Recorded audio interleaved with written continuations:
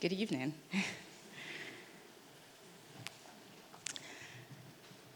Oh, hey. So I spent 3 years at university studying accounting and finance. I graduated with a first class, got prepared for interviews to the delight of my parents, as you can see here.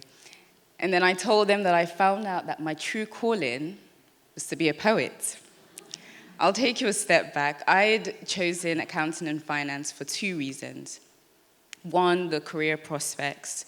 I had no idea what it meant to be a writer as a profession. Writing for me was more of a hobby. And as a teenager, I was timid and uncertain about who I was. And like most of us, how we feel internally reflects in our outward decisions. So I picked a course that gave me a semblance of certainty. Accounting and finance was very clear in its career progression to becoming qualified, chartered, and also the pay was clear. The second reason I picked accounting and finance was because I loved maths and I saw accountants as investigators of numbers. So it seemed like the perfect marriage between my love for numbers and my inquisitive nature.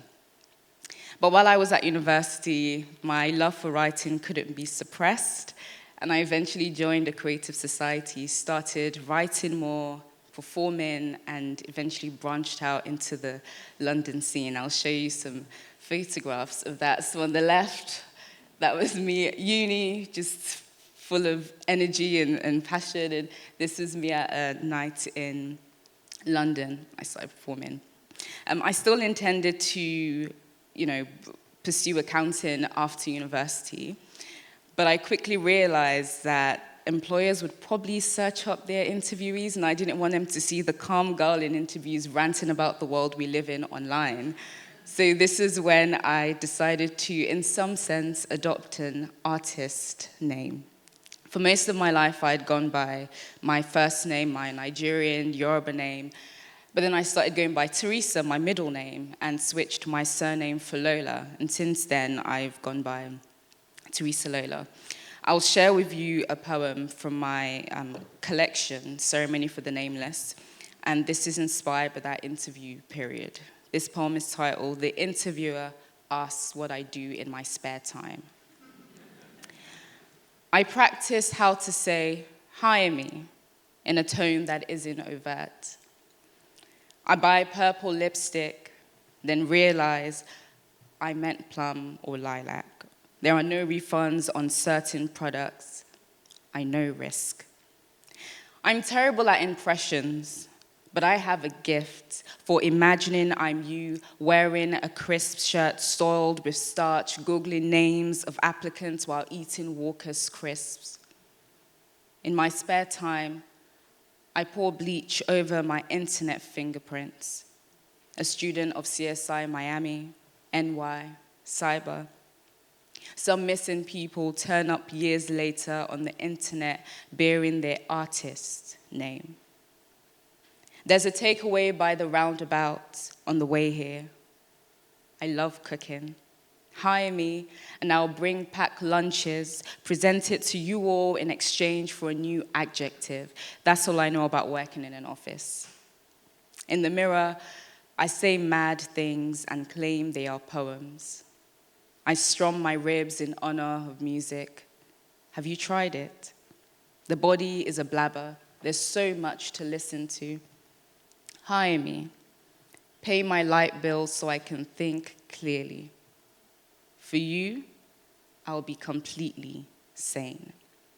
So this whole collection actually explores names and identities. So I go a bit deeper in it, interrogating my own decisions and thinking about how names have been used through time. So after university, I worked in an accounting firm in a junior role for about 3 years before leaving. And there are many like me. I mean, the job landscape is more dynamic than ever, and research shows that people are not just moving jobs, they're switching careers entirely.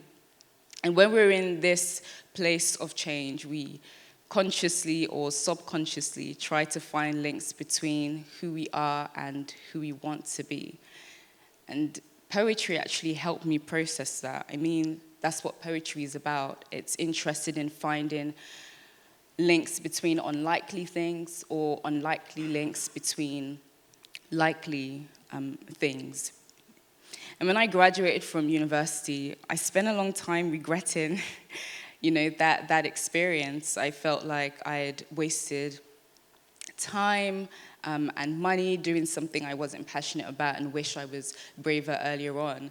But I realize now in hindsight that I needed to experience that. I needed to understand the world in numbers before I could begin to convey it in words. So with that in mind, I'm going to share 3 ways I believe accounting prepared me to be a poet.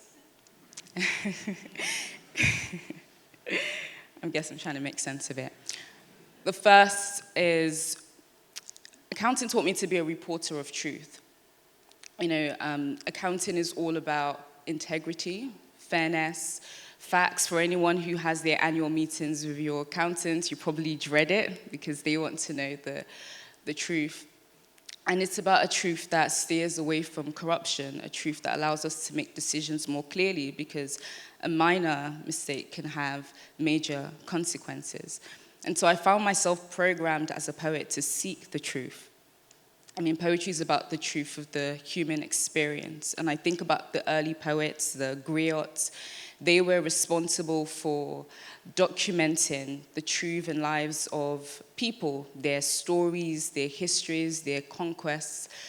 But what I love about poetry is that it goes beyond the truth. I mean, the truth is the conscience of a poem, but we're interested in the contradictions of the truth, in exaggerating it, in flipping it, in reimagining it. The second thing is accounting taught me that life is a double entry. Oh, some of you know that term, okay. So in accounting, a financial transaction is recorded either as a credit or a debit. A credit is any transaction that adds weight on the business, so something that will bring a decrease in value and eventually lead to money leaving. While a debit transaction is something that adds value to the business, something that will lead to money coming in. And there's a principle called double entry, which is that for every transaction recorded, there has to be an opposite transaction that balances that out. So I'll give an example. Imagine you have a fashion business and you take out a loan of £1,000 to buy some shoes. Your liability account that records your liabilities, that sees it as a credit because it's a weight on your business. You're obviously going to have to pay that back. But your cash account sees that completely differently. Your cash account sees that as a debit because that's money coming in, that is value. You're going to be able to buy those shoes and eventually make a profit. And so I found subconsciously, as a poet, I was intrigued by the duality of experiences, how one event can deplete a part of your life, but it can develop another, or how one event can be seen differently by different people depending on the nature of who they are. And the third way is I learned to work with the deepest parts of us. Being in an accounting firm, you quickly realize that money is a sensitive part of people's lives. It's their livelihood, and you get to see people's relationship with money. I mean, our financial circumstances is sometimes things that we're hesitant to share. People don't often share when we're the closest to them. And as a poet, I'm not doing much different. I'm really looking at the parts of our lives that we are hesitant to share, the parts that are uncomfortable, but these are parts that we have to work through to move through life. And so I will share with you another poem from my collection, Ceremony for the Nameless. And in this, the two parts of my life coexist, so the accountant that would have been and the poet that exists now. This is our appellations. Alternative birth story. After I emerge, my mother gives birth again, this time to a mirror. She calls her Kende. I'm given Taiwo. When I introduce myself, they ask of her. When she introduces herself, they ask of me. She'll say her sister is a writer. She'll say she is an accountant. She'll say she does my taxes. She'll vouch that I pay my taxes. She'll promise that we aren't that different. We both keep ledgers on people's lives. We both can manipulate reality. Some nights, snacking on salted cashew nuts, we jokingly recount how for years we wish the other would just disappear. We accept that time was meant to unfold this way, like the pairing of lightning and thunder, how the veins of light appear first, before the resounding applause arrives. Thank you very much.